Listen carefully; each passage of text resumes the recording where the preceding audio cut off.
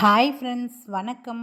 இன்றைக்கி நம்ம வீடியோவில் கருப்பு மூக்கடலையை வச்சு சூப்பரான ஒரு ரெசிபி தான் செய்ய போகிறோம். வாங்க, என்ன ரெசிபி எப்படி செய்யலான்றதை வீடியோக்குள்ளே போய் பார்த்துடலாம். இது செய்யறதுக்காக நான் கருப்பு மூக்கடலையை ஒரு 2 ஹவருக்கு நல்லா ஊற வச்சுருக்கேன். ஊறின கருப்பு மூக்கடலையை நான் குக்கரில் சேர்த்துட்டு முங்குற அளவுக்கு தண்ணி சேர்த்து ஒரு 4-5 விசில் விட்டு நான் வேக வச்சு எடுத்துக்கிறேன். இப்போ நம்ம குக்கரில் வேக வச்ச மூக்கடலையை கொஞ்சம் நல்லா சூடு ஆறுனதும் மிக்ஸி ஜாரில் சேர்த்துக்கலாம். இப்போ மூக்கடலையை மிக்ஸி ஜாரில் சேர்த்துட்டு நம்ம காரத்துக்காக ஒரு 4 காஞ்ச மிளகாய் நான் சேர்த்துக்கிறேன். நீங்கள் பச்சை மிளகாய் இருந்தால் கூட சேர்த்துக்கலாம்.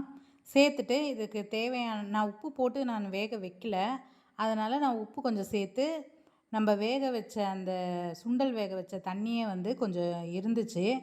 அதையே நான் கொஞ்சமாக ஊற்றி கொஞ்சம் கெட்டியாகவே நம்ம அரைச்சி எடுத்துகிட்டு வந்துடலாம். ரொம்ப மைய அரைக்க தேவையில்லை, கொஞ்சம் கொரகொரப்பாகவே நான் அரைச்சி எடுத்துகிட்டு வந்துடுறேன். இப்போ அரைச்சி எடுத்துகிட்டு வந்ததை நான் வேறு பாத்திரத்துக்கு மாற்றிட்டு ஒரு கப்பளவு கேழ்வரகு மாவை நான் சேர்த்துக்கிறேன். நீங்கள் கோதுமை மாவு கூட இருந்தால் சேர்த்துக்கலாம். நான் கேழ்வரகு மாவு சேர்த்துக்கிறேன்.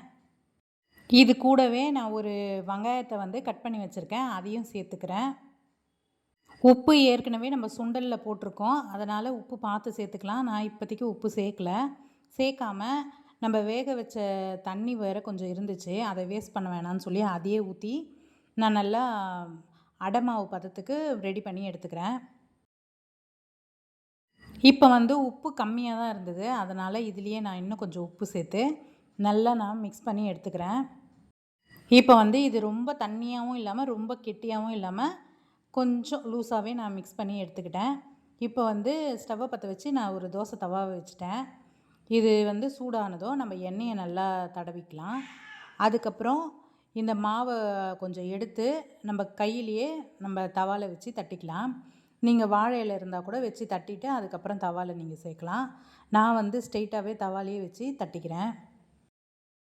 இப்போது நம்மளால் எந்த அளவுக்கு மெல்லிசாக தட்ட முடியுமோ அந்தளவுக்கு மெல்லிசாக தட்டிட்டு ஒரு 2 செகண்ட் விட்டுட்டு நம்ம சுற்றிலும் எண்ணெய் விட்டுட்டு 2 பக்கமும் திருப்பி திருப்பி வேக வச்சு எடுத்தோன்னா அட்டகாசமான கருப்பு மூக்கடலை கேழ்வரகு அடை ரெடி. இதுக்கு தொட்டுக்கிறதுக்கு நீங்கள் தேங்காய் சட்னி வச்சு சாப்பிட்டிங்கன்னா சூப்பராக இருக்கும். இந்த வீடியோ உங்களுக்கு பிடிச்சிருக்குன்னு நினைக்கிறேன். பிடிச்சிருந்தா ஒரு லைக் மட்டும் கொடுத்துருங்க. அடுத்த ஒரு நல்ல வீடியோவில் பார்க்கலாம்.